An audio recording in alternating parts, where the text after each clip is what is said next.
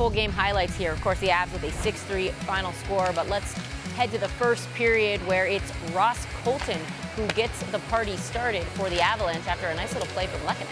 Well, this is the beginning of Lehkonen's fantastic night. But this play does not happen if he does not chip the puck up the boards to Wood. And then Colton, he just gets in behind. You know, the D-man had to slide over. He beats his centerman that he literally just took the face-off against up the ice. And again, his reaction when he scores goals, he just screams at his teammates. Every single time. It is awesome.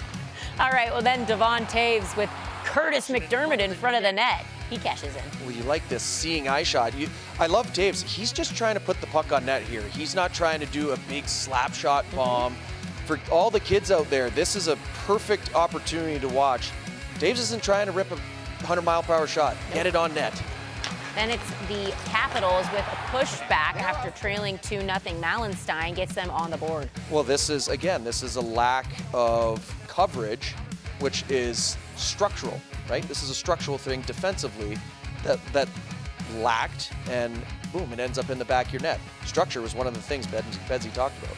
44 seconds later, the Avs fail to clear their zone after Manson gives it up, coming up the half wall, and it's McMichael who scores this time. Again, this is puck management, which also coincides with details, right? Little details of the game. Josh Manson doesn't need to do a spinorama pass from his backhand on his forehand. Go up the ice, somebody comes to you, you can use the wall. Making spinorama passes to the middle of the ice is, in my opinion, that is always a no-no. Right, especially like when you're just trying to get it out of your zone, right? The game is early. You want to just be making the smart and simple play, and that was a bad example, you know? You don't want to see that. How about second period? We see Arturi Lehkonen. He's got an assist. Now he cashes in with a goal of his own for his 4th of the season. But again, this is the deactivating goal. Byram coming down, Colton coming up. Lehkonen was up high, and then he darted down. He gets a fortunate bounce, and it goes right through his stick. But if you're not going to go and hang around the dirty areas, the dirty parts of the ice, you're not going to score goals. And Lehkonen, he is always there, and he's benefiting. And you got to credit Ross Colton also. He toe-picked earlier in that play, recovered with a really nice pass, and Lehkonen called him out on it. All right, now what we've been waiting for, a power play goal, and it's Mikko Rantanen. But the pass from Lecky was spectacular. Yeah, this is highlight of the night kind of stuff right here. Kind of eyes in the back of his head.